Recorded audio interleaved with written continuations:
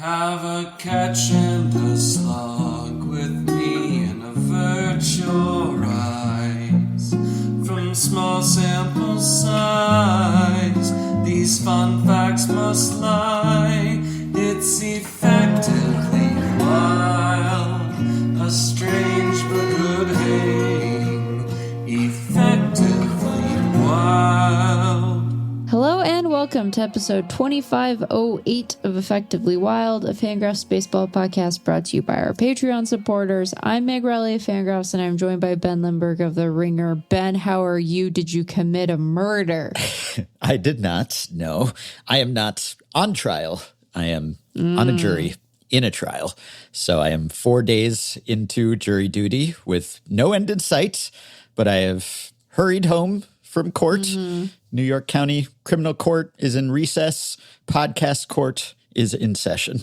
The show must go on. Who are we trying in podcast court? I don't know. We'll probably put someone on trial in podcast court today. Can it be whoever got me sick in Philly? Yeah. Well, I'm innocent of that. Yeah, it wasn't your nowhere fault. near. But yeah, this is how I stay so healthy most of the time. Just self-isolation. You just never go anywhere. Yeah. You just sort of like, the outside world, not interesting. Who's out there? Couldn't even tell you. And then I had a kid, and my plan was foiled. Yeah. Because all the germs are brought home to me, whether I like it or not. This is true. Although I think that my cold and other mild illness luck has been worse this year than yours. And I don't got no stinking kids, you know? What's up with true. that? Yeah. But you do travel anyway. I do travel. Maybe I'll get sick after jury duty. That'll be a perfect capper to my selfless service to the community and my duty as a citizen. And perhaps I will pay that price. We will find out. Anyway, we're fitting in Effectively Wild around that civic duty. And I wanted to lead today. You know, we have not done a single Meet a Major Leaguer segment this year.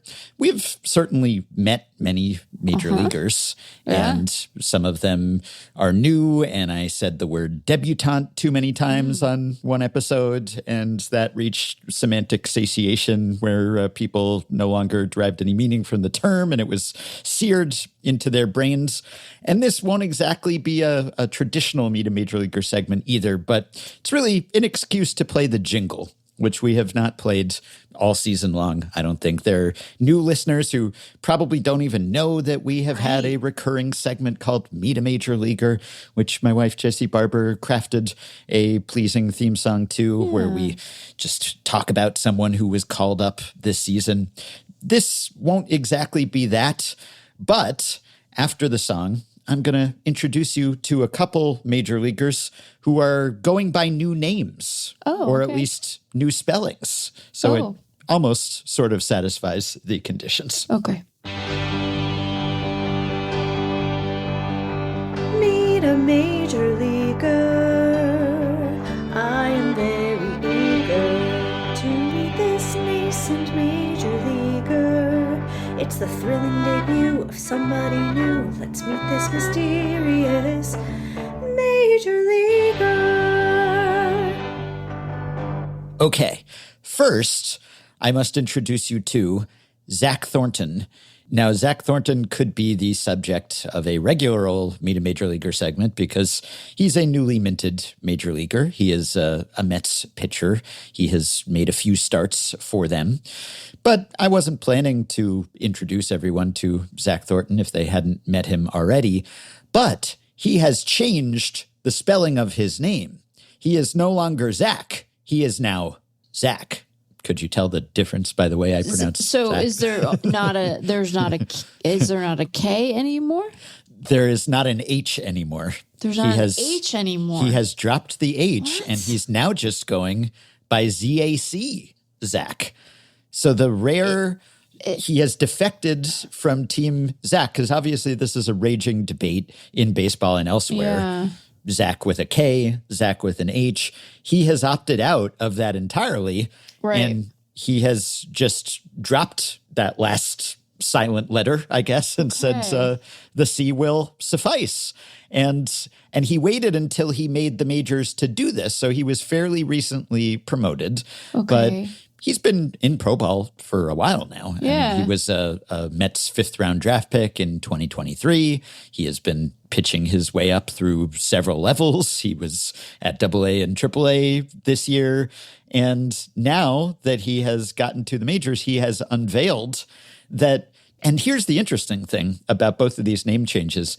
It's not actually that the name changed so much as it is that these players have revealed what their real name was all along. Because, and I'm quoting here from a Newsday story, and the lead is Zach, and that's spelled Z-A-C parentheses H, Thornton, has been living a lie. And then it continues, okay, well, not really.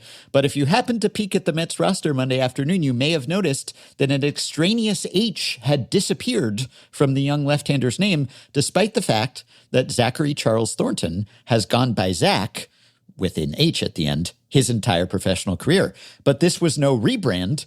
It turns out Zach, Z-A-C, now slotted into the rotation after a brilliant performance against the Red Sox to close out the first half. I'm quoting. I'm not endorsing the term. is simply showing the world who he's always been. Quote, I've actually been wanting to do this for a while, he told Newsday a day ahead of his scheduled start against the Brewers, the 4th of his career. I never understood what the H really did at the end of it. You're telling me, Zach, as someone with a silent H at the end of my last name, I have questioned what that's doing there. My whole life, I've always wanted Zach, Z-A-C, and I've always written it down like that. And so the story continues. This is by Laura Albanese. So was the change the result of some newfound confidence, the belief that you've got the stuff that can play at the major league level, of finding belonging in baseball's highest level? It's not quite as poetic as all that. They don't approach you about that in AAA, he said. So Wait a minute. Yeah. Wait. It seems like...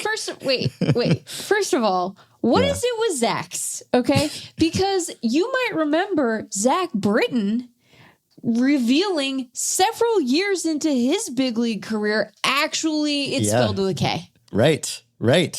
And there are so many options. I guess I understand some indecision, maybe. And they all sound the same. So it's purely an aesthetic choice. Was Zach Thornton's... How did he spell it when he was at Grand Canyon? I don't know. Maybe we can look up his college page and see. I can't say.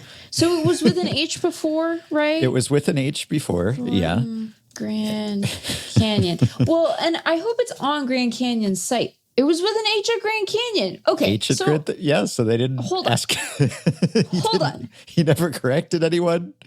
Boy, the next major leaguer we're about to meet is going to blow your mind even more. I can't wait to tell you about that one. Okay.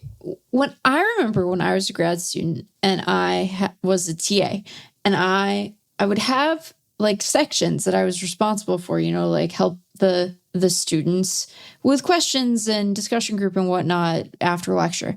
And every time there would be a Mike or a Michael or, like any of these names that are commonly reduced to a nickname, I would ask the student, is that what you prefer? And sometimes they would say, oh, I don't care. And it baffled me. I was like, what do you mean you don't care? Like, you should care. This is an area where you should develop a preference and then insist on it. It's your name, right? Remember the end of the Crucible? I'll never have another. What do you mean? What do you mean? You wouldn't immediately... What was he registered as at Grand Canyon? Evidently, he had the H. He had to go... I don't know if he went to class, but... Was he just like, he looked at his transcripts the first semester and was like, close enough. What do you mean? Yeah. Does that just name? An easygoing guy. Just go with the flow. Yeah, but clearly he had a preference is the thing. Right. And he just kept it quiet all this time. It would be one thing if he said, yeah, I don't care, whatever, I'm fine with it. All sounds the same. I don't want to make trouble. I mean, you can still stick up yourself. You should make trouble about that. It's your name. I could imagine not even having a preference, I suppose. It all sounds the same. I can't imagine not having a preference. But if he did secretly have this preference all along and he was living a lie. He did not reveal that he preferred to be Zach with a C only. That is absurd. All along. Yeah. And so it's not just AAA where they don't ask you about this. So maybe it's meaningful that he has now been promoted to the majors, and I don't know whether they actually did. Someone on the Mets PR staff or something approached him and said, "Hey, just checking. Are you Zach with an H, Zach with a K?" And he was like, "Wait, curveball, neither, just Zach with a C." Okay. So I know that like guys have the names that they have on their roster, and then like they might have like a full different name on their W-2, right? Because like. Mm-hmm. Athletes aren't actors, but it's sort of the same thing, right? Where you might have a stage name, for lack of a better way of putting it. But like his name, he had to file taxes. And also, I'm sorry, I'm going to tell a story and I'm going to obscure the name to spare this person. Okay. But I remember a time when we were doing the FanGraphs staff predictions before the season. And our listeners who have looked at those might remember, one, that I never remember what mine are, and two, that we sort of present what the staff thinks at the aggregate level, and then at the bottom of the piece are everyone's full set of predictions by author so that you can, I don't know, make fun of us or something. We just always done it that way. And every year I'm like, is this nice that we make them do this? But anyway, and I remember one year after the piece had gone live, one of our writers, again, I'm not going to say who, messaged me in Slack and was like, "Hey, my last name is spelled wrong on the predictions, except the staff members enter their own names in the spreadsheet where they make the predictions." And I was like, "Oh, no problem. I'll update it." And the person was a little huffy. And I was like, candidly, I never thought I'd need to spell check your own spelling of your name because it's like your name and you wrote it in there. Right. And it was a couple of vowels that got crossed up. It didn't, to be clear, it didn't matter. And the person wasn't like, a jerk about it or anything. But I was just like, it didn't. Dropped all the vowels like the tech startups we talked about last time. I don't know why I'm so mad about this, but it's like, hey, I bet no one did ask you because they got a roster with your name on it from Grand Canyon. Yeah. You were drafted. So maybe someone assumed at some point and he's just thought, is this worth making a fuss? Am I going to be like someone at a restaurant who sends something back? It's like, oh, do I have to hound someone about this, or I have other priorities? And then it just sort of stuck. And then maybe it's like, there are times where maybe you forget someone's name and then you can't ask them anymore because it's been too long. It's like the Seinfeld, Mulva trying to guess what the woman's name is. It's like, it becomes uncomfortable at a certain point. And so for him to say now, 3 years into his pro career, let alone his amateur years, to say, actually, I've been Zach, and then now it causes you to question him, right? As you are doing right now, because you're thinking, well, what kind of person, what kind of monster would have just hidden his true name preference for years? Not a monster, but what sort of malleable, innocent boy just bumping through the world, like, buffeted about by forces beyond my control. Yeah. Have a preference about your, just like, he's never read The Crucible, clearly. It makes you seem like a pushover, sort of. Yes. Which he probably isn't. But it reminds me I'm sure he's not, but I'm mad at him. It's like the Jim O'Heir character from Parks and Rec, Jerry Gergich, who's just Jerry, Barry, Larry, Terry. Everyone decides what he is, and he's just like, okay, whatever. It's a little like that. I really like that at the end of Parks and Rec, they're just like, Jerry lived a great life. He died surrounded by people who loved him. He's got it all.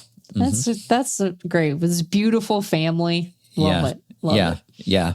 So at the end of the article, Thornton says, "It feels good. I'm out of my shell now." Well, so I'm happy for him. Yeah. This could have happened earlier, but I'm glad he finally feels confident enough to come out as Zach, ZAC. So congrats to him. I've been thinking about this a lot because, at jury duty, you're constantly announcing your name and spelling your name, and they want to make sure everyone's in the right place, and you have to go in the same order every time. And then if people are coming up with excuses or whatever, they have a long list of the juror candidates, the prospective juror, and so you have to announce your name and spell it so they can find you and mark it off so they can talk to you later or whatever. So people are just constantly... If Zach Thornton, I mean, I guess it's his first name, but if he had jury duty, this probably would have happened sooner, I think. God. Yeah. Okay. So that's Zach Thornton. We have met him now and met him as his true self, ZAC. Okay. Here's the other one. And this is maybe even more mind-blowing. So you may have met previously. Oh, and I should say, once players express this preference, it does seem to be updated lickety-split right very quick. quickly. Yeah. Yeah, so just pretty much everywhere you go now, it's memory holds that he was ever ZACH. Right. You go to MLB.com, you go to FanGraphs. I'm Right. sure it's just in the official MLB feed. As we were recording this on Tuesday, Baseball Reference still has him as ZACH, but They use a different name chart, name file. I don't know where BRF gets their name file, but their accent stuff is different than MLB's a lot of the time too. So yeah, I don't know. So that'll change, I'm sure, and you'll have to go to the Wayback Machine to remember when ZAC was ZACH. Well, this is why I thought that we needed to look at what it was listed at Grand Canyon, because it goes all the way back. Yeah, it tends to sort of filter through really quickly. And I imagine like they're thrilled when the changes that are made to a player's preferred name are to his first name. Well, that's great. You don't have to do, other than updating it in EVIS, you don't have to do anything with it, right? Like there's a whole protocol in one of the CBA documents about like players having to buy back jerseys and stuff if they make changes to their last name and how it is. So yeah, like it's a whole big thing. Well, the second major leaguer we are about to meet, or really reintroduce, was just recently called up by the Red Sox, and his name is Tyron Guerrero. Tyron Guerrero. Tyron Guerrero.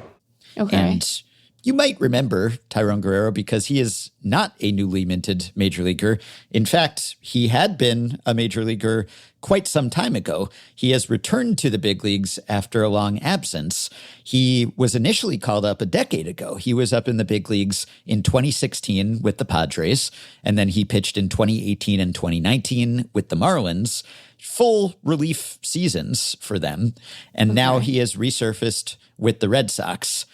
And his name is now Tayron, Tyron. Okay. But until now, it was Tayron. He has changed the spelling from Tayron to Tyron. He's dropped the A there. He took the A out. Except that he has not changed the spelling. It was always spelled that way. Wait, what? and he was listed with the wrong spelling for a decade, at least. I'm reading a story about this at Mass Live by Chris Cotillo about the Red Sox. And it says the Red Sox shuffled their bullpen Friday, not out of necessity, but to give a chance to a standout who had dominated AAA. Ahead of a 3-game series against the Twins, Boston called up righty Tyron Guerrero, not Tyrone, or I don't know if people said Tayron or Tyron, Tayron, not Tyrone, Tay, as had been previously listed, due to a clerical error that had been present throughout Guerrero's professional career. Just matter-of-factly dropped this casual lore about Tyron Guerrero that his name was misspelled for his entire career. This is a 35-year-old man. This is a veteran pitcher. Cotillo tweeted this actually in May, and I had missed it because he was still in the minors at the time. And he tweeted, "Name news. The new Red Sox reliever is Tyron Guerrero, not Tyrone Guerrero with T-A-Y. There has been a clerical error throughout his career that's now corrected." What? Wait. Yeah. What? This man has traveled the world, has played baseball over the place. The Padres signed him as an amateur free agent in 2009. Okay. So that's how far back his professional career goes. And he was in their system for years. He made his major league debut in May of 2016. They traded him to the Marlins. He was in the big leagues for basically a couple full seasons with Miami. Then the White Sox claimed him. He was in their system for a while. He was DFA'd when Luis Robert was promoted. Then he went to Japan. He was playing for the Chibolode Marines. Then he came back stateside. He was in the Red system. He was pitching for them. Then he went to the Mexican League. he was pitching for the Diablos Rojos. Then he came back to the Angels. He was in the Angels system in 2023. He went back to Japan for a second stint with the Marines. And then finally, this January, he signed a minor league contract with the Red Sox, and he has shoved in Worcester. And I mean, sub-1 ERA and more strikeouts than innings pitched and hard thrower. And so on May 22nd, they brought him up and they added him to their active roster. And I just had missed this at the time. And evidently, this 35-year-old man had his name misspelled in all official sources for 15 years more.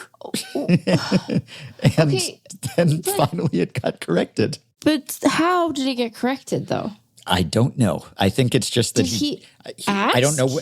There's no explanation. I'd like to know more. I don't know whether he finally spoke up and said, hey, by the way, don't want to bother anyone, but I've been sitting on this secret name spelling for my entire career. Or, you know, sometimes you go to a new organization or you get promoted to the majors. Maybe a PR person checks. Maybe there's some new paperwork. Maybe you fill out what your preference is. And every year MLB has a list that it circulates of players' preferred display names, you know, if they're diacritic marks or whatever, or their preferred pronunciations and everything. So perhaps someone just sounded him out about this, or he volunteered it finally. And it's funny because in this story from May that I was reading, it specifies that his name is spelled Tyron, but then it quotes Chad Tracy talking about him. And in the quote, it's Tayron. So I don't know if he was pronouncing it as if there was an A, and so they faithfully recreated his pronunciation. But this baffles me even more because it was so long-lasting, and he was with so many organizations in so many leagues in so many countries, and his name was just misspelled the entire time. So it wasn't just like I shortened it, I dropped a letter. There was an extra letter. There was an excess A here that was out of place the entire time, evidently. And I could imagine there being sort of a dark or sad side to the story in that, you know, he's from Colombia. Maybe there's a language barrier issue. Maybe he's signed as a kid as an amateur free agent.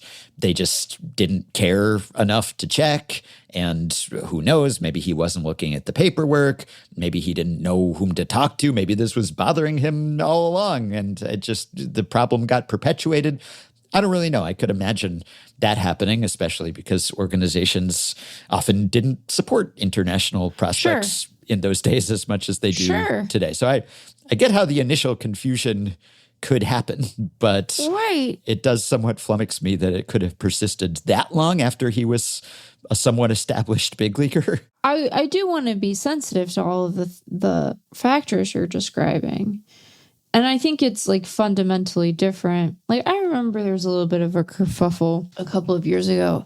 I think maybe with Fernando Tatis Jr., and there being places maybe on Baseball Reference. I'm not trying to like write on Baseball Reference. I'm just saying their naming convention is very often different than MLB.com's or ours.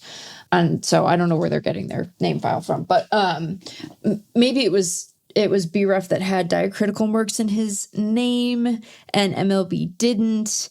There was a concern that like he had a preference for diacritical marks and that preference maybe wasn't being respected. At least that was a concern on like Lefty Baseball Twitter.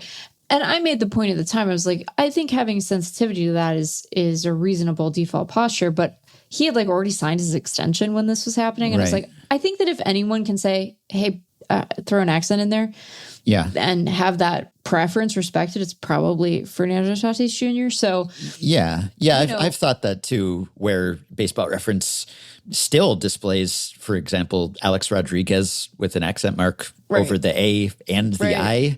And I think it's with players whose careers I think predated when MLB actually started specifying like doing this. A good job with this. And so I think wherever they're getting that info maybe just sort of assumes, but then sometimes it's not as if A-Rod in any of his public social channels or anything displays his name that way. Correct. So that always seems strange to me. Plus, don't you emphasize the A in Alex anyway because it's Alex? I don't know. But so sometimes I still see ones where it makes me raise an eyebrow. It seems like it's sort of out of step. But if you're a career journeyman, like maybe you don't feel like you can assert a preference or what have you. So I don't want to be insensitive to that. And I am like, and I don't even know that this requires optimism to say, like, I think we are in an environment where people with the league are very receptive to just putting people's names how they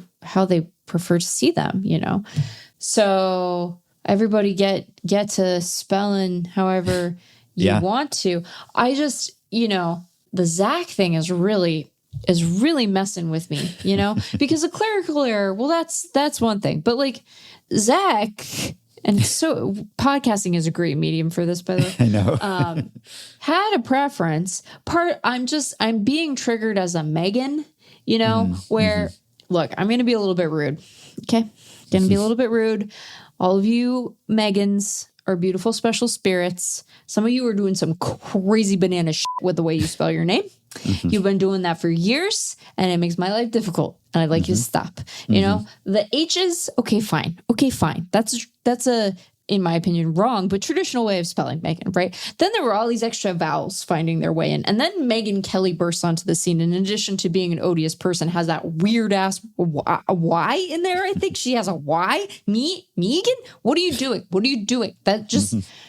You don't need all these extra vowels. Why are there so many? It's like, and what does the H do? Nothing. You don't need the H. You don't need the H. Well, that's what Zach Thornton is saying. So. I know, but then just like, and this is the thing. It's like, I have been spending my entire life having to tell people how to spell my name. And it happened a lot in school because I'm a child of the 80s and every other girl is named Megan. There were like there were like 5 or 6 Megans in my kindergarten class. There were enough Megans that there were duplicate last name initials. And so it was not enough to be Megan R or Megan L or whatever. Like people had to say their full names. Like as little kids, they can't spell them, by the way, which is another reason why insisting on an H in there. I'm like, you're just making this harder for your kid who can't spell her own name anyway. Yeah. Well, as someone with a silent H at the end, I understand Thornton's pain here. Although what often happens with me, and happened just this week at jury duty with one of the court officers, I get Lindbergh a lot, which is weird because they add just a whole other sort of syllable there that's not there. And it's not as if Lindbergh is a common name. Like you meet a lot of Lindenbergs out there. So where are you getting that exactly? Lindbergh and the Hindenburg into one name. Yeah, right. And so, I mean, the one Lindbergh celebrity in this country's history is Lindbergh, not Lindenberg. Right. I know that there are people named Lindenberg in the world. I've never met one. To be fair, I've never met Ed Lindbergh either, whom I wasn't related to, so that's not a super common name either. But yeah, I don't know how people invent the phantom sort of syllable there, but it happens. Lindenberg. So I guess I understand how this A could have been inserted and just stayed there forever. And if it was a clerical error that maybe just affected the official channels for Guerrero, maybe he wasn't looking himself up on MLB.com or something. Right. You'd think maybe he would have seen his name on the scoreboard at some point. But been like, if people in his life or people on his teams, I don't know, if they're writing his name at his locker or something, maybe they got it right. And so he didn't care what it was in the official MLB feed or something. But by any name, he has been lights out for the Red Sox. He's been great. Wow. So I'm sure they're happy to have him. And he's a new man in more than one way, because when he was with the Marlins in that incarnation, when he had the A, he was a four-seam heavy guy. And now he's a big sinker guy. And he sits 100. I mean, he's pumping triple digits out there, and suddenly he's got great control. So he's been an incredible find by the Red Sox this year, who has really shored up their bullpen. So and he's gigantic. He's 6'8". I mean, he's hard to miss, but it was easy to miss the correct spelling of his name, evidently. So congrats to Tyron Guerrero and Zach Thornton on being displayed by the names that are their actual names or their preferred names. And we've seen variations of this, obviously. You have the cases like, say, Giancarlo Stanton, who went by Mike earlier in his career, and his name didn't actually change. His name was Giancarlo all along, but he just he started going by Mike as a kid at a certain point because people were mispronouncing his name and he thought it would just be easier. And then he just decided, no, I'm going to embrace my name and I prefer this. And so he changed it and everyone eventually figured it out. And it was nice because we didn't have multiple Mike Stantons in the majors. So that simplified things too. And then, of course, you do have the cases of mistaken or doctored identity, right? Where you have the artist formerly known as Fausto Carmona comes back as Roberto Hernandez, the other Roberto Hernandez Heredia, after it was discovered that he had changed his name and identity when he first came to this country. And then when that came out, he had to change everything and didn't have a visa. And then he came back with a different name, which was his actual name. That was a case of intentional obfuscation initially. Right. And then you do have, for example, Michael Soroka was Mike Soroka. And then in what MLB.com's Mark Bowman termed a drop the mic moment, he decided that he wanted to go by Michael, which happens sometimes because, I don't know, maybe it's just like time to put away childish things or something. Maybe, you want the more formal, mature, full name. Right. And this happened last year with Louis Varland, who wanted to be listed as Louis, but also still wants to be known as Louis. Like you can call him Louis, but wants Louis to be sort of his official display name, which I guess was kind of the case with Richard Lovelady, who was like, and we talked about that because he was like, yeah, it's okay to call me Dickie, but then I don't want Dickie Lovelady displayed on the scoreboard. I still want to be Richard Lovelady. So sometimes it's like you kind of want to have it both ways a little bit, you know? And, like there are instances of players who change sort of how their name is configured to honor a relative, or sometimes, unfortunately, they have, they might have a falling out with a parent and they change things. And like people adapt and adjust their names for all sorts of reasons. And I think that they're all fine and dandy. I am just encouraging people to have a preference because it is your name. Yeah. And I understand when people get to a point where I'm going to be mean again, but in like a unintentional way. I'm not trying to pick on Buddy Kennedy, but like if I were Buddy Kennedy, for instance, because Buddy Kennedy's on the Mariners, we don't have to talk about the bench situation for Seattle, but his given name, his like on his birth certificate name is Clifton Lewis Kennedy. Wow. That's like a real man's name, Buddy, I'm sorry, Buddy's like a child's name. Buddy's what I call the cats a lot of the time, like, oh, hey, Buddy. Yeah. And so he should be Bartholomew or something. Have a correct name. I have been thinking lately. I am now Bartholomew. I've been thinking that lately about the Cleveland Guardians' Petey Halpin. I know, but you absolutely can't change delights Petey. me. I hope he never does. And look, maybe he will at some point. Yeah, it's like when Matt Boyd kind of wanted to become Matthew Boyd. Right. Okay, maybe at some point when Petey Halpin is older than 24, he'll decide, I want to be Peter Halpin.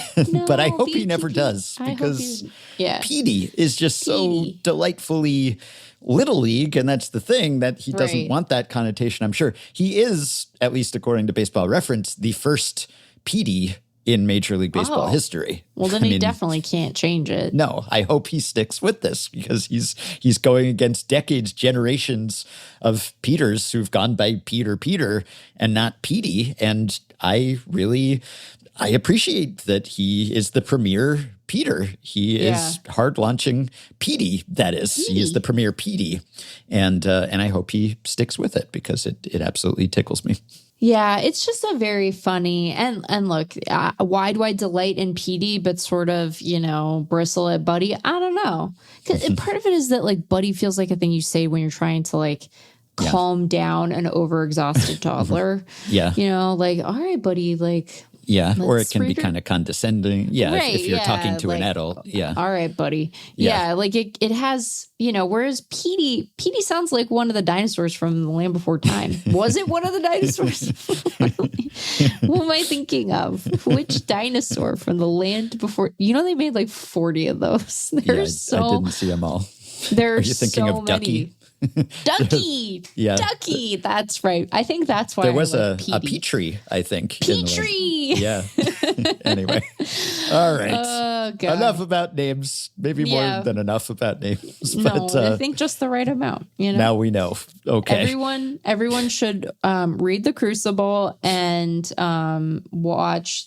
You only really have to watch the first Land Before Time. Or do they call them Lands Before Time? Sometimes we start the pod and I'm like, I'm feeling a little sick, and then by the end I'm like, oh, I'm sick now. Anyway, Yeah. here we go. Right. Well, I wanted to ask you about Caleb John Raleigh before we go any further here. Colloquially known as Cal. And our friend and former podcast co-host Sam Miller had sort of amusingly timed Yes. tweet or Blue Sky post on Monday because Sam pointed out that Cal has not been very productive. It's not been going great, this no. season. No, which not breaking any news here. Obviously, that Cal is having quite a surprising and confounding down year here. But Sam posted. I guess I got to get the timestamp here because that's pretty important. Because Sam posted, whatever day this year that you remember thinking, man, what happened to Cal Raleigh? He's been terrible. Since that day, he's been worse. Yeah. That was posted on Monday at 11:21 p.m. Eastern. And at 11:46 p.m., Sam quote posted himself to say, though he has been better as of late. And that, of course, came after Cal Raleigh hit a grand slam. Yeah. So that helped a little. Cal had himself a much needed big game. He hit the grand slam. He drove in 5 total. Yeah. The Mariners went above 500. Thank they God. Took a half game lead in the AL West, a God. tenuous one. So Yeah. milestone game in a lot of respects. But even after that good game and that big blow, Cal Raleigh's stats are unsightly. Entering, through Monday's game, he is batting 163, 266, 307. Yeah. That is a not so nice 69 WRC plus. Yeah. He has been worth about half a win above replacement, according to FanGraphs, and that is in 69 games. 69's wild over here, Cal. So he's down to 10 homers from the 60 that he had last year. So it's not just that he has come back to earth a bit, that he has gone back to being the very reliable and consistent 120 or so WRC plus 4 to 5 win guy that he had been in the 3 seasons preceding his big breakout. And yes, I will call it a breakout when he hit 60 bombs and was a 9-win player with a 161 WRC plus as a catcher who was in the lineup almost every day.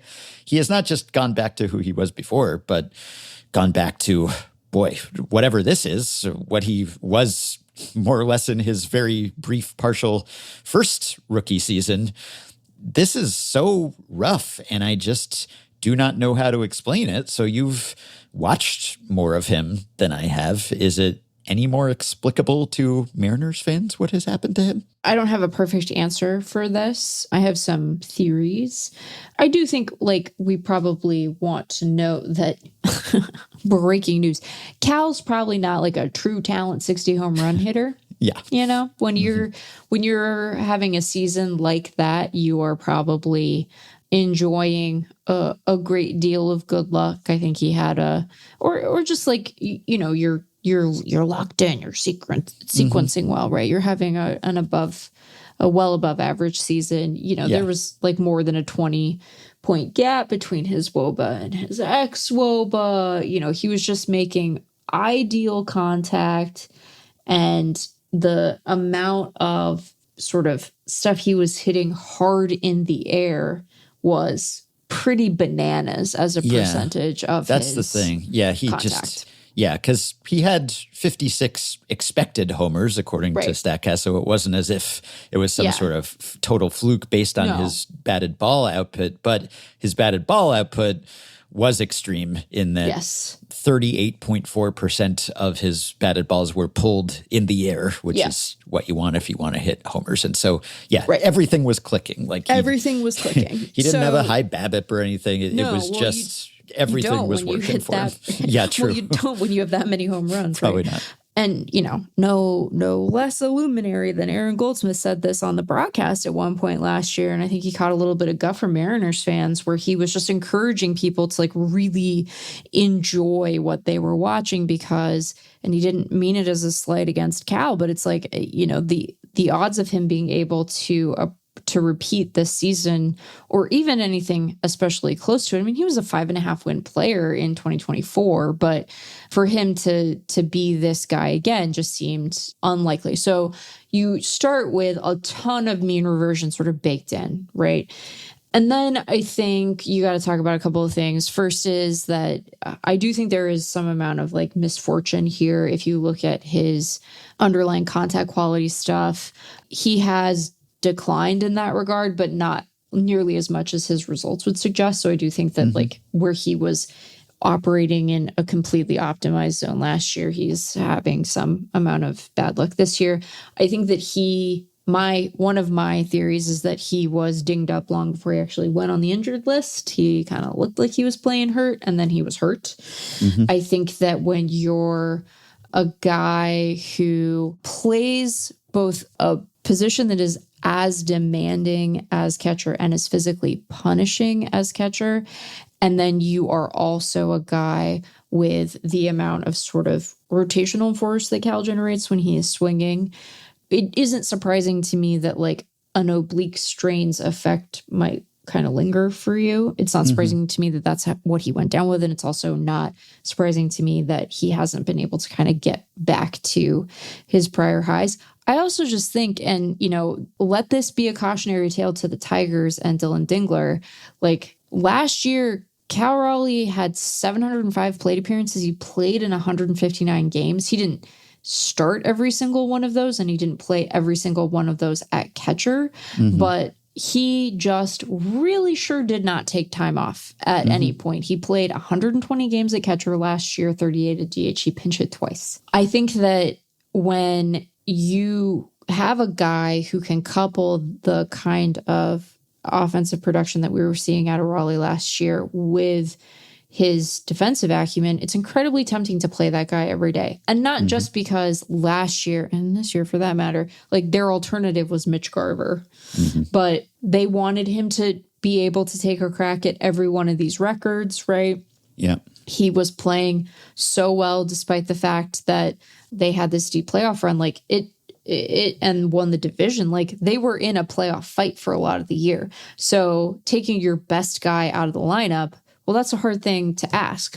But I think that one of the reasons we see, Ben Clemens has been talking about this as he's been working through his trade value series and sort of talked about some of the, the macro trends that informed how he thought about the rankings in total. He has been shifting catcher value down sort of across the board. There are a number of catchers who have already made the list, and spoiler alert, there's another one making the list tomorrow as we record this on Tuesday. But, part of why we see so much turnover at the top of that catcher leaderboard, I think, is because the really good ones tend to play a lot, and it's just so punishing.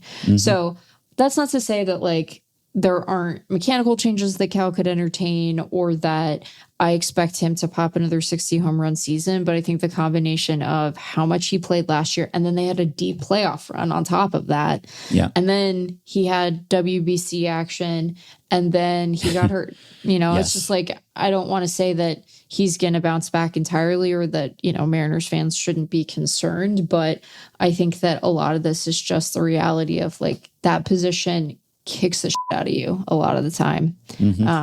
And it really is hard to overstate just how pitch perfect his contact was last year. It was so wild how much he was able to leverage pulled air contact last year to do what he did. So, but it's a problem. Like, Cal has been hurt and not good, and Julio has been good but often hurt. And so when people wonder why the Mariners, who were forecast to be the best team in that division pretty comfortably, are sitting at 51-50 as we're recording and like barely ahead of the Rangers, part of it is, as Ryan Blake on our staff has noted several times on social media, when your two best players aren't playing well or aren't playing at all, like, your entire situation is going to suffer for that. And despite the fact that they bolstered that lineup, like, Naylor's not hitting well and blah, blah, blah. So it's, it's been a lot tighter than I think a lot of fans anticipated, because, that's a lot of production from last year that's just not in the lineup right now for a variety of reasons. So. And if you want to look on the bright side, you could say, well, hey, they're holding their own. They're neck and neck at the top of that division without getting that. So if they get any kind of bounce back, then maybe they'll be more like the Mariners team that everyone expected to see. And I have wondered about that hangover effect for Cal. And I think there's less wear and tear on catchers these days than there used to be for multiple reasons. For one thing, you don't have as many collisions at home plate as you used to. There are new rules about that. And you have the one knee down stance. And I think that is part of why we're seeing catchers, the good ones, rack up more games played and innings caught, because it is a little less taxing on them. And Cal, he hit better before the All-Star break than after the All-Star break last year, but he finished so strong. He had a 1,000-plus OPS in September at the end of the regular season, and then, of course, he raked in the postseason, too. So I don't know if he was just running on adrenaline at that point and then just kind of crashed afterward. It's a long offseason. Maybe it's not as long if you have to ramp up to be kind of a red ass in the WBC, or... I actually thought when he had the oblique that maybe that would be a blessing in disguise, and okay, this will be... he'd have a reset. Yeah, and this will be some more forced rest, and maybe he'll come back fresh and feeling strong and rejuvenated, but that didn't happen. So I don't know. Maybe he's still feeling some ill effects from that. Maybe it'll stand him in good stead later in the year when there is a little less wear and tear, because he's only 29, right? He's going to be 30 in late November, which is not an age at which I would expect a catcher or anyone really to completely fall off a cliff. It's just such a stark decline. And when Ben Clemens was on last and we went through the guys who had the biggest differences between their on-pace production and their preseason projections, he was by far the guy who was underperforming his projections by the most. And I'm sure that's still the case. So, and even defensively, he hasn't been the best framing-wise. It's slipped for sure. Yeah, so it's pretty shocking. I definitely didn't think he was going to replicate last year's performance. That was a once-in-a-career kind of year.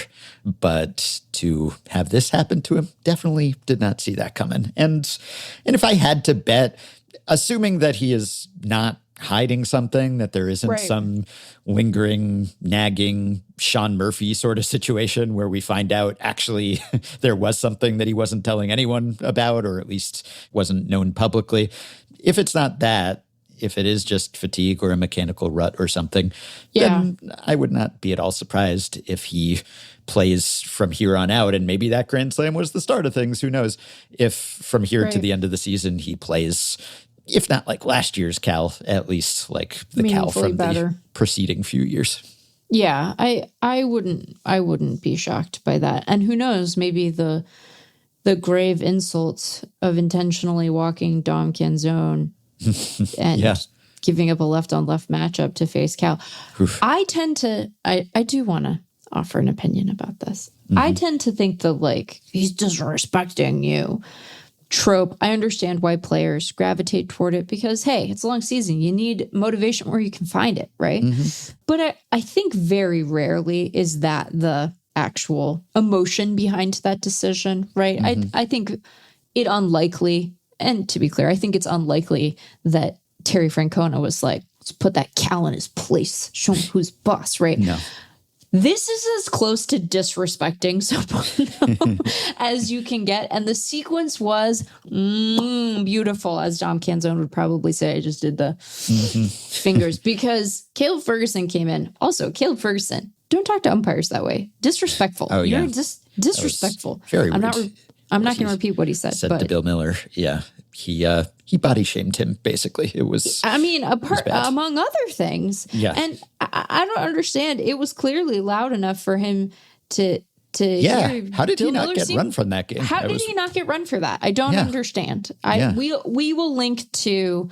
This is one of those instances where you don't really need the lip reading you don't need John Boy's assistance to figure out what Caleb Ferguson was saying.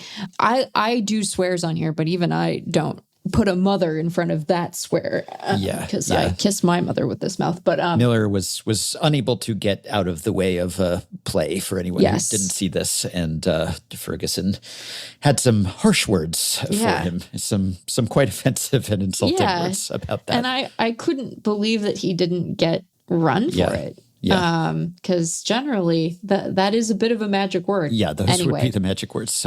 I wouldn't expect even to hear those words, but if I did, then they would qualify as the magic ones, I think. But you know, the bases, well, the first base was open and they decided to intentionally walk Dominic Canzone. And that brought up Cal, and he hit a grand slam on the first pitch with a 78-mile-an-hour slurve that was, and this word I will say, right down the deck. Yeah. And it's like, hey, buddy, I don't think that one's not going to work. Yeah, I could understand, athletes, they take things personally, even when they're not meant that way, right? In the Jordanian sense. Right. And they're always looking for, they didn't believe in me. There's always a chip on the shoulder. It's how they motivate themselves. It's how they wired. Sometimes they're just psyching themselves up. Sometimes they just actually are that way where everything's in a front and they just use it as fuel. So yeah, even if it's not like, you're in Little League or something and you wave in the outfielders when a weak hitter comes up. It's not quite like that, I guess. But even if it's just a sort of dispassionate calculus, well, we ran the numbers and the expected outcomes are superior with you at the plate than this other guy. Well, you could still take that as an insult, even if it was not done with any intent to offend or malice aforethought or anything. Right. But sometimes, maybe. Yeah. And from what I've seen, it's not as if players perform meaningfully differently after that. I don't think it's been shown that they use that motivation to raise their game in that situation, though you have to account for all kinds of factors to actually do that sort of research well. But you could also imagine that someone would basically be on tilt. It's like, oh, you just offended me. Now I'm going to try even harder. I'm going to bear down even more to make you rue the day that you decided to want to face me here. And then maybe that would actually get you off your game and be counterproductive potentially. Anyway, I was checking in, by the way, since I was looking at Cal. I was just wondering, hey, how's one of the other notably underperforming offensively catchers of this early season doing now, Patrick Bailey, who basically hit or failed to hit his way out of San Francisco because he had a 15 WRC plus through his first 30 games of the season with the Giants, 89 plate appearances, which was bad even for Patrick Bailey. And the Guardians said, well, we'll take him and we will supplement Austin Hedges with his younger mini-me. And you know what? He has hit like the old Patrick Bailey, basically. With the Guardians, he has an 82 WRC plus, which is actually better than Patrick Bailey has had in any previous full season. So, that was in his first full year, 2024, he had an 81 WRC plus. So he has basically bounced back at the plate to being what he was before, or what you hope that he would be, which is like a bit below average, but good enough that the glove might make up for it. And you could kind of tell because with the Giants this year before the trade, his expected weighted on base was 282. His actual was 188. He was underperformed by almost 100 points. Well, with Cleveland, he has almost the same expected weighted on base, 286 versus 282, but now his actual is 287. So it doesn't appear that really anything has changed under the hood. It's just that the results are now matching the expected results based on the quality of contact. So, I don't know. Maybe you could say that they gave up on him too soon or that it was a smart pickup for Cleveland. On the other hand, his framing has been even worse with Cleveland for whatever reason. We talked about how his framing had not been as good, and we were wondering whether that was ABS related. He has actually graded out as a run below average as a framer with the Guardians. So that at least has not rebounded. But the bat has, to the extent that Patrick Bailey's bat can.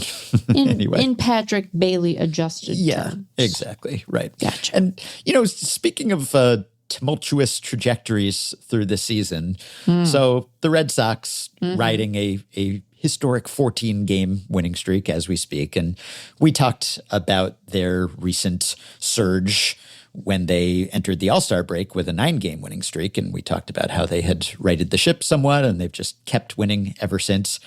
But their season stats right now and their win total and their projected pace and all the rest of it and their playoff odds, almost an exact match for what they were preseason. It's just been the most topsy-turvy path they have taken to what we would have said was a totally predictable outcome. If we had blacked out for the first few months of the season and you showed me the Red Sox record right now, I would say that is among the least surprising results. That's exactly what we expected. And not everyone expected the same thing, obviously. People had high hopes for the Red Sox. As you've said, you picked them to win the World Series. That's looking a little better now than it was a few weeks ago. So, but it's looking about exactly the way it was looking in late March. Right. Because according to the FanGraphs playoff odds, the preseason final snapshot of the playoff odds before opening day, their preseason full season win total projection was 85. Well, right now they are on pace for 83.5, and their updated projection is 83.3. So that's basically dead on. Their preseason playoff odds, 60.8% chance to make the playoffs. And right now, as we record, 63.4. So they are who we thought we were, except that they have been, I don't know how many, just completely different teams over that span. I was thinking of this in relation to the Phillies, too, because the Phillies are more or less what they were projected to be. Yeah.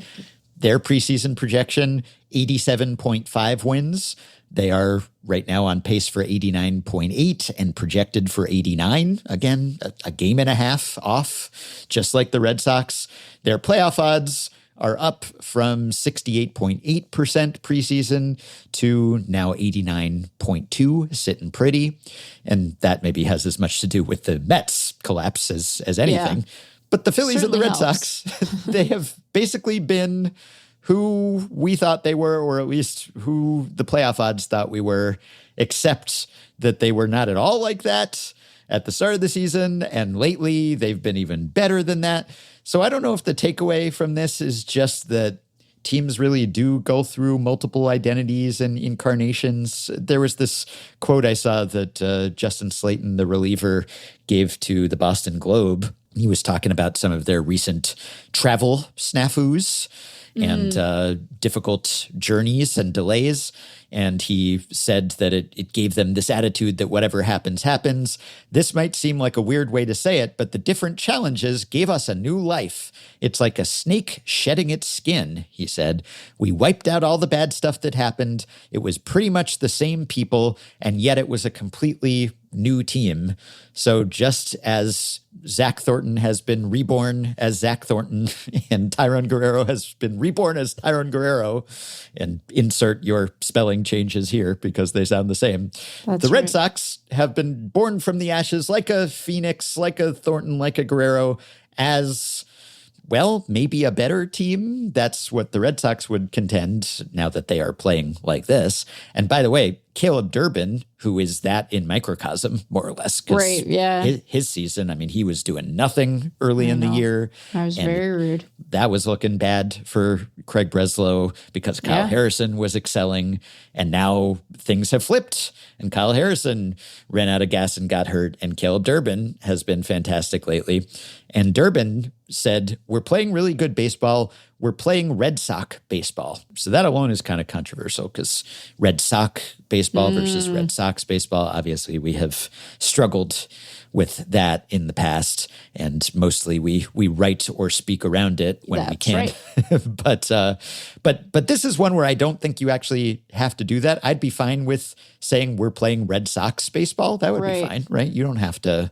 I mean, that seems okay as an adjective. I wouldn't have to make it Red Sox, even though I am more comfortable saying Red Sox when referring to a single Red Sox player, unless I add the player at the end. Anyway, we don't need to litigate that again. I'm just saying, would have accepted Red Sox baseball. And also, Caleb Durbin is brand new to the Red Sox. How does he know what playing Red Sox baseball or Red Sox baseball is? I guess this is what they wanted it to be. Maybe now they finally feel like they are the Red Sox they were born to be this year. Anyway, I wonder what that's like for the players. I wonder what that's like for fans, or I have some sense of what it's like for fans. I think it can be quite fun for fans because you've kind of given up the season for lost and you think this team is terrible, and then suddenly you are spared. It's like you got a stay of season execution or something. It's like, wow, okay, wait, we're right back on track. And then it feels like you almost have nothing to lose. It's like we have stared into the abyss and now we're back from the brink. And you almost feel like, okay, nothing can stop us now because we have overcome all these obstacles. And so if you wanted to be the egghead baseball stat geek, not that I would know anything about that sort of persona, you would just say, it's a long season. As Joe Sheehan says, variance swamps everything, that maybe this happens given so many teams and so many seasons and you can't make too much of it. Or you could say, no, actually, they made some changes and, hey, both of these teams fired their managers and maybe that made a difference, even though we know from Dan Szymborski's research that after managerial firings, teams just tend to play to their projections from that day forward. But maybe that's the point. Maybe that they just needed to play to their projections, though I guess they've played better than that post-firing so that they can return to the pace they were projected to play at. I love seasons like this, though, because, like, I don't know if I'm going to express this quite perfectly, but you ever run into baseball fans and even though things seem fine at the surface, you're like, something happened to you. You went through something with this team. Yeah. These are the you went through something with this team kind of seasons. And if at the end of it, they manage to stick around and play postseason baseball, you can end up with this sort of really magical bond with that club, even though you were furious at them when they were playing so badly and Breslow's talking like a tech bro and you're never going to He's still doing that, to be clear. So we're going to get to that in a second. But when they are able to do the thing, even if the journey to get there was very winding and frustrating, you end up sort of trauma bonded to them. So this is like a trauma bonding season for the Red Sox and their fans, the Red Sox and their fans. How did I spell that? None of your business. You know, I don't have to write around it when I'm speaking because you can just think it's however you want it to be. I will say this, and not to be a downer, as you're right to say, play the way that I expected them to, in a way that, you know, maybe won't make my preseason predictions look so goofy. It's still worth examining the vibe organizationally and seeing where there might be room for improvement. And it's hard to want to do that when things are going better and, you know, you're able to forget that, like, the front office booted most of the coaching staff in a month into the season. Yeah, this is the same season as Coaches for Hire LLC. It's just this Red Sox season contains multitudes. Just total clown show to unbeatable. Yes, but even in the unbeatable, it is still worth having some self-reflection about the improvement of process, because at the end of the day, I just want to hear people talk about their process. That's why I liked Inside the Actors Studio so much. Yeah, and Breslow has been asked what they're doing at the deadline, because I think that has been clarified what they should do, right? What they should aspire to do. Yeah. And yet he has declined to give a full-throated endorsement of the idea that the Red Sox will be buyers, that they will be shoring up their roster. And to be fair, after you've been through this sort of nonsensical season, you know that things can change. And he was with a few years ago with the Cubs. He went through something similar. But his quotes about the deadline approach just really, they don't inspire enthusiasm, right? You know, you're not feeling the magic. You kind of want, when your team is on a roll like this and has come back from being out of it and given up for dead, and you want them to say, yeah, we're going to capitalize on this. The guys are giving us all they have, and we're going to go help them. I'm going to do everything behind the scenes to supplement what they're doing on the field. And he was asked by our buddy Alex Spear at the Boston Globe about this earlier this week. Would he continue to fence sit, sort of, or decline to make a definitive declaration about what the approach at the deadline will be? And he said, I will continue to do so. That is, continue to decline to make the purpose clear. And he went on to say it's a little bit of everything. More time means we can get more information. There's understanding who we are, but also just understanding where the rest of the league is, where teams are. There are very few teams at this point who have kind of stepped out and declared themselves willing to sell or made players clearly available. That's true. So we're having exploratory conversations and collecting information. Going back to the offseason, the conversation was about taking a step forward from what we had accomplished last year, and a lot of belief in this group. We're seeing, I think, some signs of that on the field over the last few weeks. That's an understatement. And the guys have been playing really, really well. Our job is to do everything we can to make the best decisions for the organization. It's like he's about to say, our job is to do everything we can to strengthen this roster, to capitalize on this run, to finish what they've started. No, it's to make the best decisions, whatever they are, knowing that we were capable of playing better, of doing more, and then seeing it start to manifest on the field. I share the same feeling that the fans do, which is really enjoying watching these guys show up every day, compete with each other, compete for each other, and give ourselves a chance to win. I can feel the enthusiasm. But look, I understand maybe you don't want to declare yourself because maybe you want to keep other teams and potential trade partners guessing, and things can change, and why broadcast your needs publicly if you don't need to. But there's something to the idea that, hey, fans are feeling it right now. They want to know that there's going to be some support here, especially because Breslow hasn't always made waves at previous deadlines when he was expected to. Maybe he's just trying to set expectations low. He doesn't want to overpromise. He wants to underpromise and maybe overdeliver this time.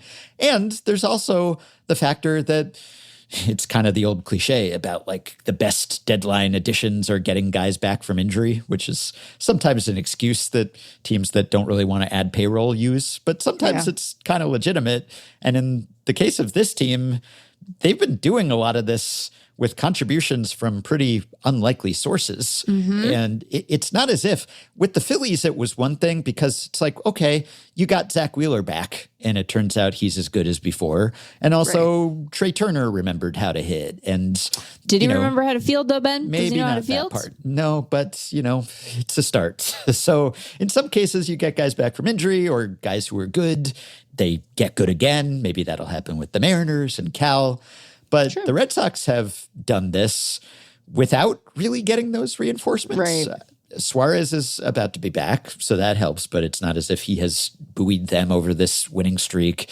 And they have continued to get nothing from Garrett Crochet and Roman Anthony, who are expected to be the backbones of the pitching staff and offense, respectively.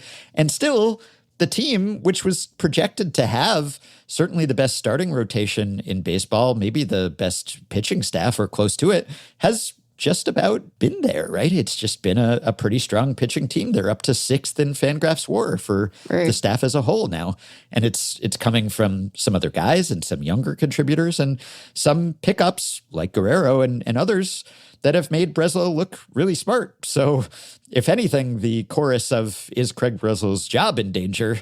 that has been quieted lately, and not by votes of confidence, which never really instill much confidence, but by the changing fortunes of the team. So I think he has to put the finishing touches on this and maybe make some deadline upgrades, but getting some of those guys back and healthy and productive would be a boon. And also, it certainly seemed like it should be a good baseball team. And you give it enough time, maybe that talent will out. So that's what we're seeing. Anyway, it's a classic case of if you just missed the first few months of the season and checked in on the standings in late July, you would say, oh, ho-hum. I mean, yeah, if you were watching all along, you'd be confused. If you just skipped from opening day to now, in many cases, you'd say, oh, yeah, that was what we expected. But the path some teams take to get there, not at all what we expected. All right. Another thing I've noticed, I know you're hard at work on the trade value series this year, and that work will continue this week. That is, you're hard at work at that every year at this time. Trade value series.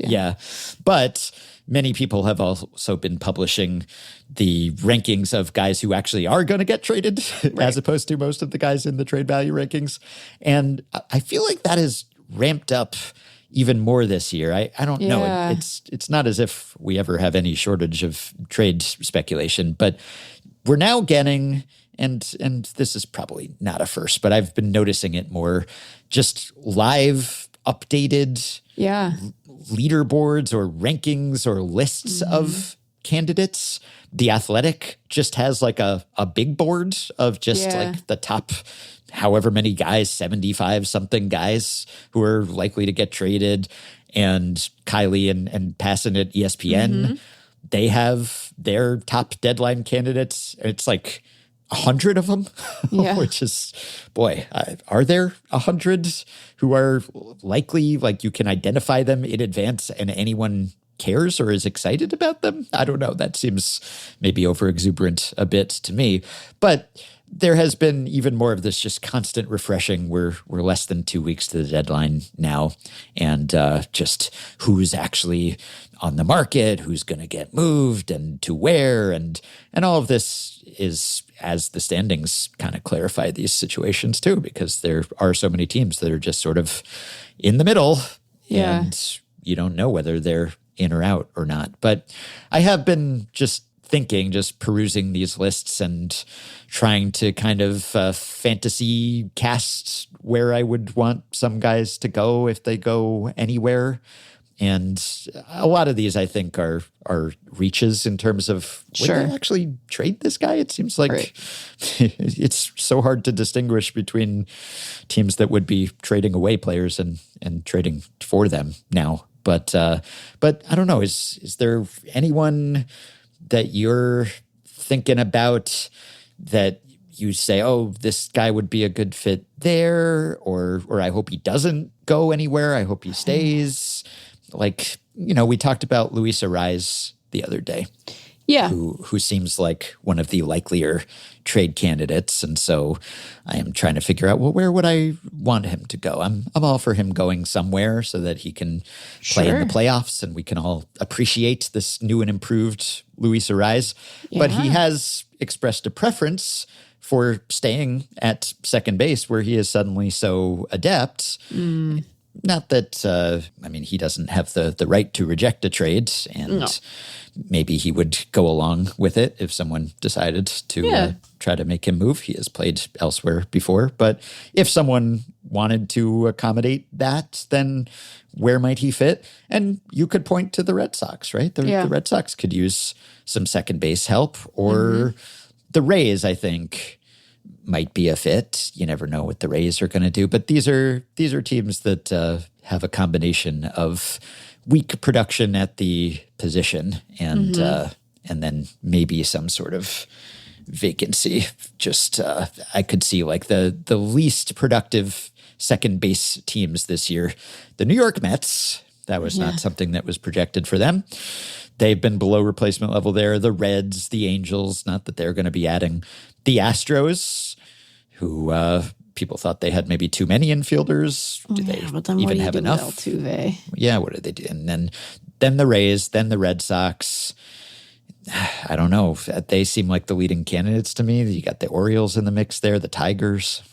I think that the Rays and the Red Sox make a tremendous amount of sense. And I also think that, moving him to a real contender probably softens the blow. They also are in a position where they could, from his perspective, I should say, depending on where they want to play him, it puts the Giants in a spot where they're trading with a trade partner who can actually, potentially offer them something of value from a prospect perspective. Some of these values will shift around a bit when the guys update the 100 and pull the graduates off and put the draftees on. I think later this week is when they're targeting to do that. But, Tampa Bay is the second best farm system in baseball. They have a lot of options and a lot of guys who they could potentially move, and Boston sits at 9th. So in terms of San Francisco being in a spot where they feel like they're getting, actual turn, they're well positioned. The team that I just keep thinking of, and it's wild to say this given that they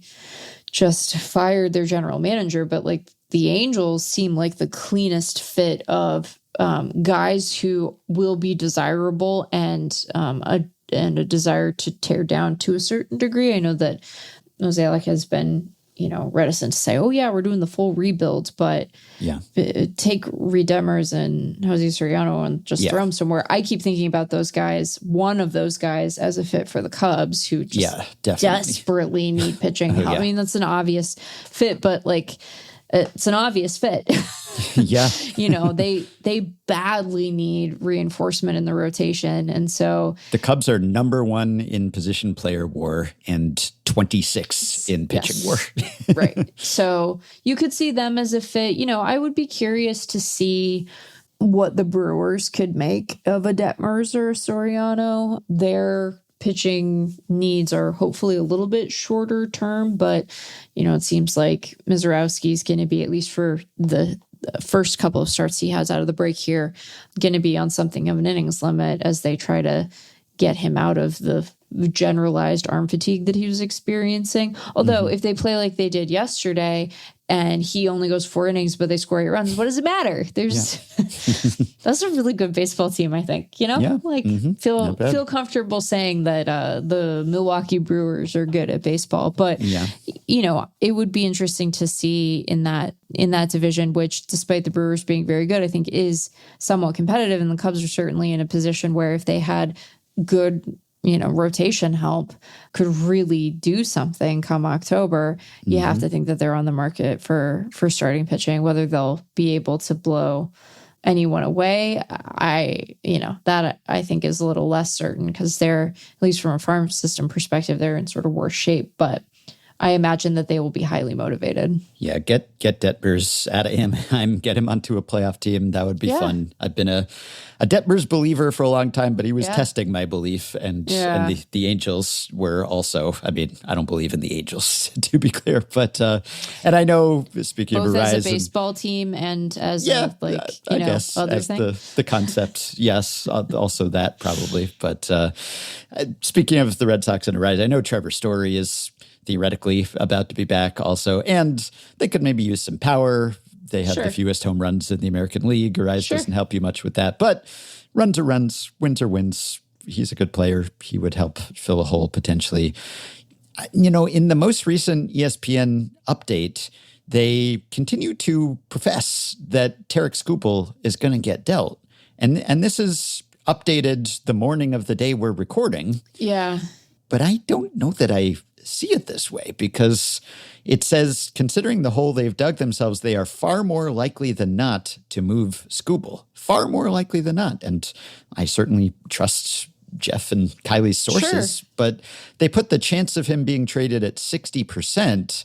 And I would have said that at one point, but I don't know that I would say that now, because I think the Tigers are too good and too close to trade him, and unless somebody totally blows them away, or unless they somehow make a move that they think doesn't hurt them in the short term and also helps them long term. But that seems hard to do when you're trading Tarik Skubal. They're 6.5 back in the Central, and there are 3 teams ahead of them. And I like the White Sox. The White Sox are fun, but I don't know that I would see any of these teams as not beatable. Right. And they're 4.5 back in the wild card race. And the underlying numbers, the Tigers have outscored their opponents by 33 runs. The Twins and the Guardians have been outscored. The Tigers, if you look at things like base runs and third order record and all of that, would suggest that they are maybe the best team in that division. And I know that what counts is the actual wins, but there's still plenty of time for that true talent and underlying skill to show. And we've certainly been no stranger to comebacks in the Central. The Tigers know how that works. So they've been on both sides of it. So I think it's really too soon, and they're too good, and they're too much in the window where they want to win to do that. And also just, are you going to get enough for Tarik Skubal? Because it's just a few months of him.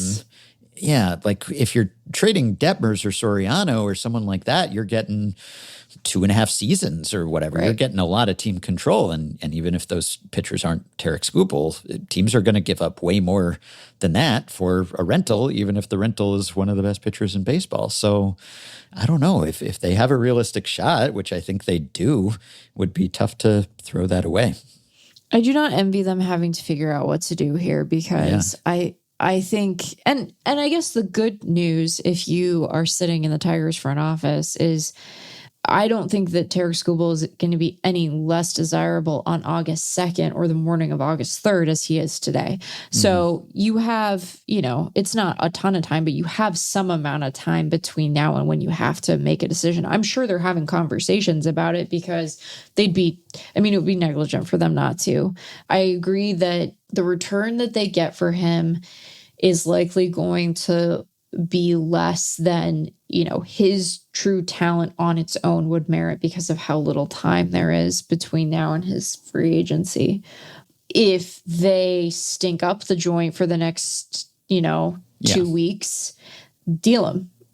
Like they might find themselves in a position where it just makes sense for them to do that. I don't know what I think of them from a true talent perspective. I don't think that they're as bad as their record. I do think that, some of the struggles of their guys make me think that they are not maybe as good as the preseason projections suggested they were. And even if they are, like, these losses are banked and it's more on a knife's edge. But here I was saying, maybe the Red Sox should do something. So, maybe they should keep him. I also just am fascinated, and we're never going to get an honest answer about this, but like, how much do the swings that their back-to-back seasons have taken just mess with their brains in terms of what their expectations are for the rest of this year, right? Like it has to be in there. They'd never admit it. And I'm sure that ultimately the decisions that they make will be grounded in, the play that they see from their guys over the next 2 weeks and what their models tell them about their true talent and about the talent of the opposition in the Central. I've been very heartened and happy to see the White Sox enjoying this run, because God knows their fans deserve it. I don't think that they're the best true talent team in that division, but they also, Jeff and Kylie aren't wrong to say that they've dug themselves something of a hole. The Guardians remain pesky. The Twins aren't going away, which is fascinating, because although our projections weren't as down on them, Dan made this point when he updated Zips at, sort of the halfway point. We kind of got flack, and Zips was higher, I think, than Steamer was, for not being totally out on the Twins in the early going of the season. And it's like, yeah, they're fine. This is fine. Like, they're not good, but they're not they're not a disaster. They're not a disaster of a team, which is what a lot of people thought they were going to be because of how they handled the deadline last year and all of the drama with ownership and what have you. But I don't know what the Tigers would do. I think that either choice is defensible, which maybe that's a comfort. Maybe you can't make a wrong choice. Maybe you just see how the next 2 weeks go. And if you're a game back in your own division or you're in the wild card, well, then keep them and hope your guys play better. Hope that, you continue to get, better production out of some of your bats and that, it is hard in a year where McGonigal has like a 134 WRC plus and is like having this great rookie season to be like, bye, Tarek. Like, I know. Happy trails, buddy. Yeah. See, buddy. This is what I'm saying. You need to be Bartholomew, but a real human name. I don't know. I don't envy them having to make a decision. And I imagine, whether they'd admit it or not, that what is going to make the decision for them is just like, how do the next 2 weeks go? And they can kind of go from there, which that's not a like an irresponsible way to make a decision. That's 2 whole weeks of information for you. Yes. And I'm sure they'll be looking beyond just the win-loss record, although that will be instructive also. Like if they, get a sense that like, hey, this is really turning around for us. Well, awesome. Like you were supposed to be a better team than this. And maybe you go out and in addition to not trading Skubal, you try to supplement your group a little bit. And, I don't know, like Dylan Dingler is a 135 WRC plus, man. Like he's going to, if Cal's any indication, he's going to suck next year. So you may as well make the playoffs. Riley Green is a 139 WRC plus. That makes me so happy. Yeah.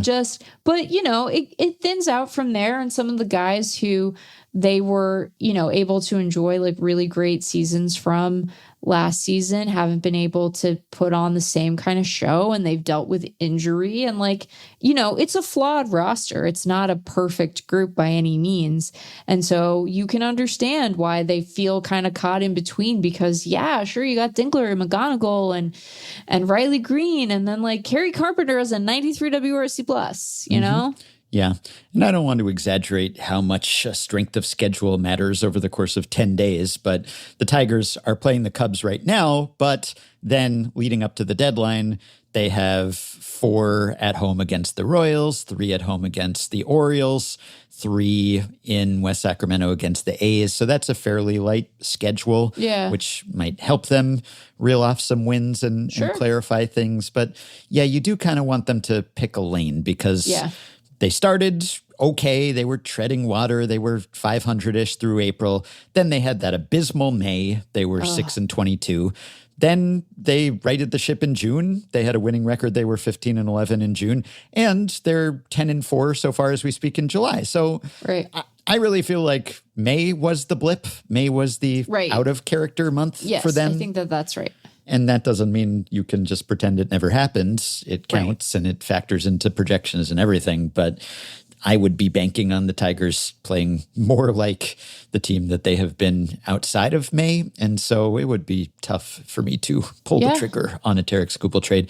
And he hasn't been dominant. He hasn't been completely lights out since he returned from the Scoop procedure. He's coming off a vintage 7-inning scoreless start, though it was against the Angels. Prone, though. Yeah, he's been okay. He hasn't been as good as we're accustomed to Tarek Skubal being, but some of that might have been rust and the accelerated return and everything. So he does seem to be physically fine as far as we can tell. But heavy hangs the head that has to make this decision. And if I were Tigers Popo Scott Harris, I would be saying like, let this cup pass for me somehow. I don't want to have to make an agonizing decision here. Either let's win out from now to the deadline, or let's be winless or something. And I would far prefer the former if I were Scott Harris, but either one would make the decision a little bit easier because whoever ends up winning this division or the wild card race, it's probably not going to be by much. Right. And so it's going to be a marginal difference that decides which of these mediocre teams makes the playoffs. And so a couple of weeks, that could actually make the difference. Or it could fool you into thinking that it was decisive and determinative. And then, as we just saw with the Red Sox over the last couple of weeks, things can completely change after that. Yeah. And very often over the last couple of years when we have seen really dramatic shifts in teams' playoff fortunes from, where they were to where they end up at the end of the season, it's because of an extended winning streak. And sometimes, they get to the playoffs and they don't go anywhere. And sometimes you're the Braves and you win the World Series. So it can go a lot of different ways. I also think that this is one of those years where we love to do this, and we're gonna do it. We're gonna do it anyway. But to the extent that you want to engage in any tea leaf reading about the state of the game and how it is viewed, or I keep bothering people with this idea of are we gonna be able to glean anything about what teams are projecting or expecting in terms of the length of next year's season based on how they prioritize guys with, longer service time or not, as if they don't already do that at the deadline. I just think that this deadline more than most might be the signal is going to be drowned out by a lot of noise, right? Where the Tigers may go into August 3rd intending to move Skubal and just not be able to because, the offers are really bad, or, they're just, the fit isn't there because we have all these mid teams and they're like, I don't know, do we want to give up a top 100 guy for a homer prone Skubal? And that might say less about the Tigers' appetite and more about sort of what the market is shaping up to be. And so that I think is actually the part of the pronouncement from Jeff and Kylie that I found the most surprising, where it's I just think the next 2 weeks are going to really do a lot to shape this market, which right now, as I talked about with Craig, the first day of your jury duty, you still won't tell me what kind of trial it is. I'm not allowed. I know. I'm barred. Just saying, in case anyone from the New York state government is listening, Ben is taking his take my vows duties seriously. Very seriously. I think that right now there's the potential for, other than the Angels starters, some of the Mets, whichever ones aren't nailed down, which sounds like it's most of them, and, potentially Arise. I think we're looking at a reliever heavy kind of deadline, but the next 2 weeks could change that entirely. So I don't know. I'm not confident I have any idea what that day is going to look like. I just hope I'm not sick still by then. Yeah, me too. You might be sick after that if you are not yet. But I think what I'm zeroing in on here with this ESPN trade list, and probably all the trade lists, they're sorted by the biggest names, which makes sense. Sure. You're trying to hook readers and everything. Yeah. But we often all got a job to do. Yeah, but often the biggest names are not actually at all likely to be traded. So, for example, Jeff and Kylie have Byron Buxton, number 2. Okay. It seems extremely unlikely that Byron Buxton is going to be traded. Both the Twins and Buxton have been pretty definitive about the fact that he's not going anywhere.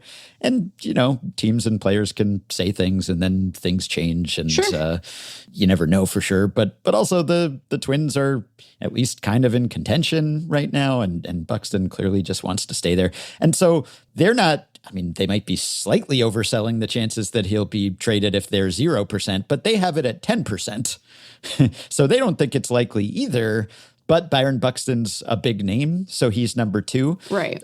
I guess I almost wish, and this would probably be a much less effective way to hook readers, I wish it were sorted in order of expected trade value or something, which would be player quality times likelihood that they're actually going to get traded. Yeah, because as it is, okay, Byron Buxton might be a valuable trade pickup, but he's extremely unlikely to be traded. Sure. And so to have him number 2, it's you're listing it as, here are the 100 best players who might, theoretically, you could construct a scenario where maybe they might be moved, but then you end up with a lot of real long shots toward the top of the list. And so they have Skubal at 60%. I would probably take the under on that personally, but I'm scrolling down to see, okay, who's the next guy they have ranked whom they think is actually more likely than not to be traded. Yeah. And I'm going down and I'm going down. And it's like Hunter Goodman, number 8. Yeah, that would be a big acquisition. They're not going to trade Hunter Goodman, right? They might trade Hunter Goodman. You think? I'd be surprised. I think they could get a haul for Hunter Goodman. Oh, they would, absolutely. I think they could get a... I think 3 more years of control after this. Yeah, but I think they could that get a makes real, me think that they might want to hang on to him. Yeah, and they have the likelihood at 15%. So I'm scrolling. Okay, so number 10, Luis Ariz. They have at a 95% chance of being traded. So that's, I would, on my personal trade candidate list, he might be number 1 or 2 because he is both a good player and seemingly virtually certain to be traded. Yeah.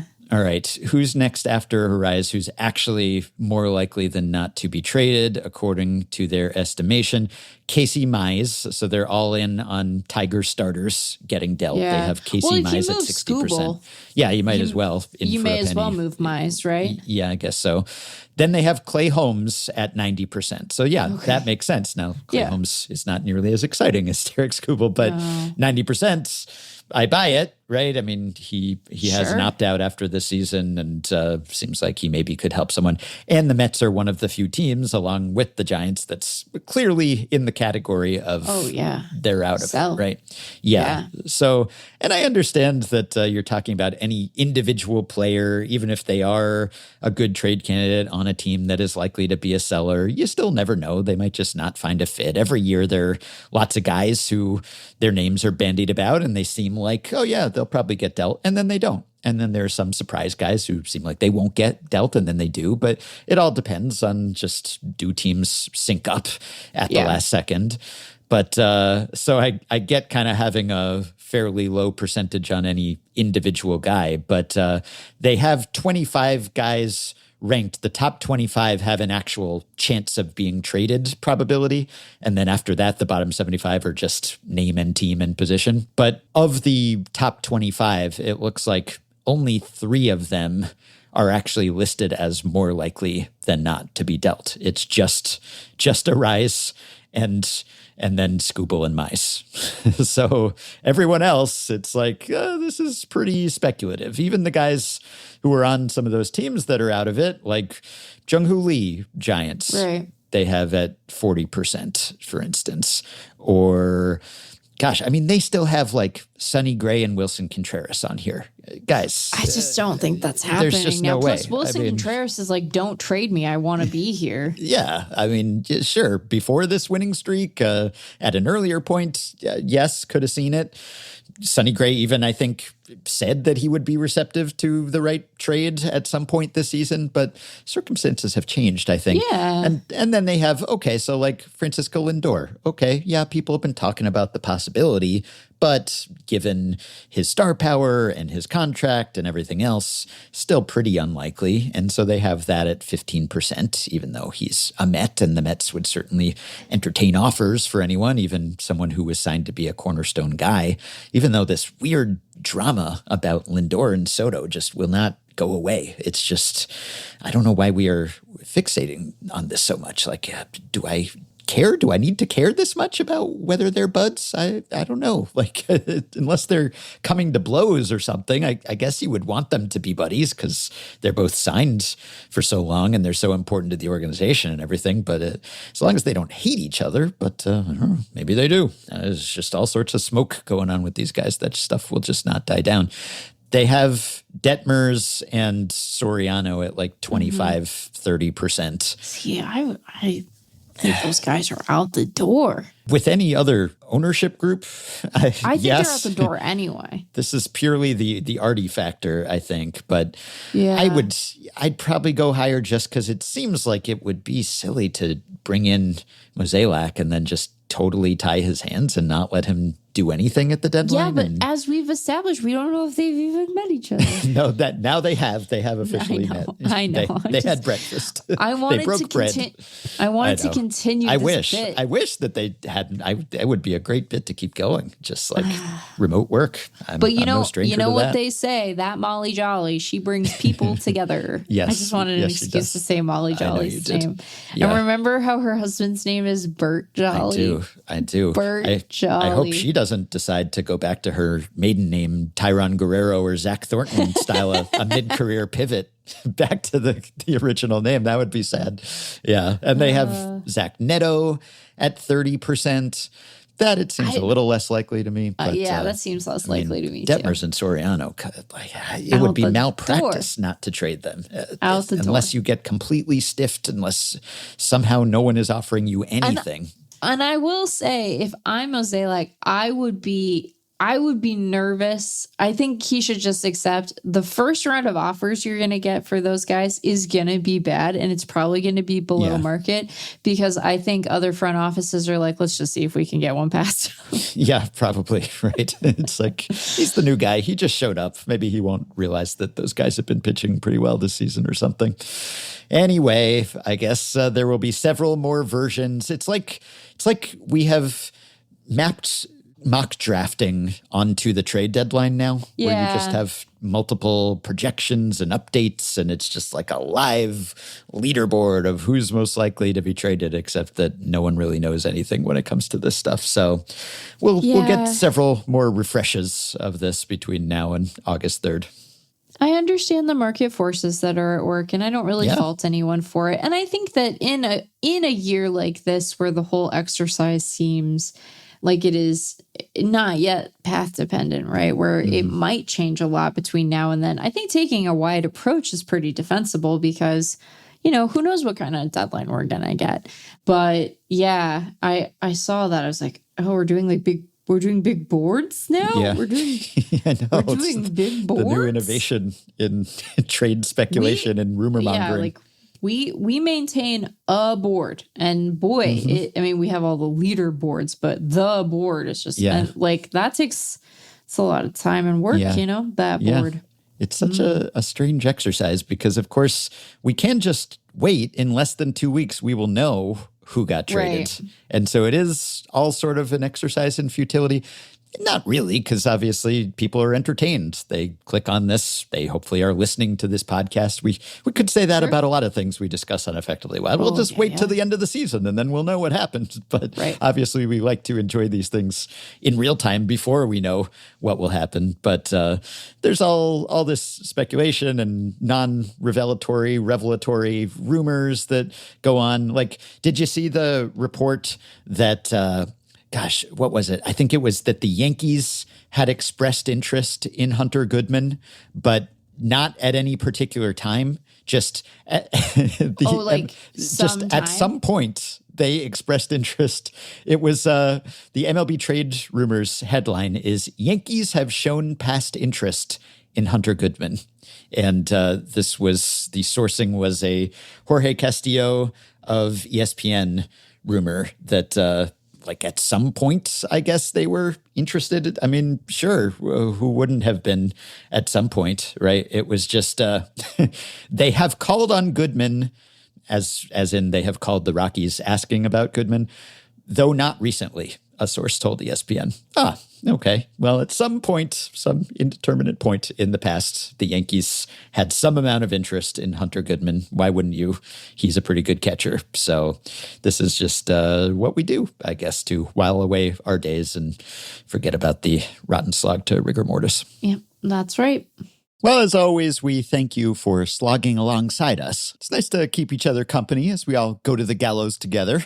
As soon as we finished recording, Meg said, we didn't talk about the fact that Joshua Kuroda-Grauer suffered a ruptured testicle and had to have emergency surgery. And you know what? We didn't. And that was our gift to you today. We may have made you confront your mortality, but not the potential for ruptured testicles. The incredible thing, of course, is that he managed to get a base hit after said rupture. The latest example of pro athletes athletes being built different. Oh, and hey, we started with a Mets pitcher named Zach. Might as well end with one. I saw the glad tidings that the Mets have signed their 14th round pick in the amateur draft. That would be, of course, Zach Crotchfelt, whom we did discuss briefly before. $150,000 signing bonus for Mr. Crotchfelt. But I just have to say, Zach, if you are secretly longing to be known as ZAC Crotchfelt, don't wait until you make the majors. You're free to style yourself Zach Crotchfelt without that first H right now. And you, the listener, are free to support Effectively Wild on Patreon right now, which you can do by going to patreon.com/effectivelywild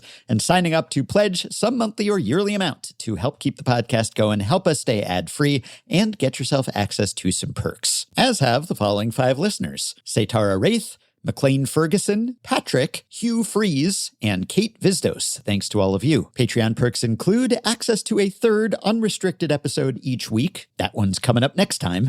Plus a monthly bonus episode, membership in our Discord group for patrons only, exclusive live streams, personalized messages, prioritized email answers, shoutouts at the end of episodes, potential podcast appearances, FanGraphs memberships, and more. Check out all the offerings at patreon.com/effectivelywild. If you are a Patreon supporter, you can message us through the Patreon site. If not, you can contact us via email. Send your questions, comments, intro and outro themes to podcast@fangraphs.com. You can rate, review, and subscribe to Effectively Wild on Apple Podcasts, Spotify, YouTube Music, and other podcast platforms. You can join our Facebook group at facebook.com/group/effectivelywild. You can find the Effectively Wild subreddit at r/effectivelywild, and you can check the show notes in the podcast post at FanGraphs or Patreon or the episode description in your podcast app for links to the stories and stats we cited today. Thanks to Shane McKeon for his editing and production assistance. I must put my jury duty before my podcast duty, but I take both seriously. So we will be back with another episode before the end of the week. Talk to you then. Just a couple of baseball nerds.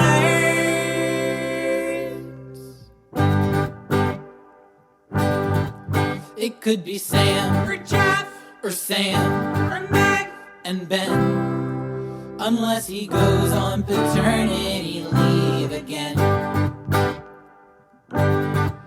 In which case Meg will find someone great to fill in.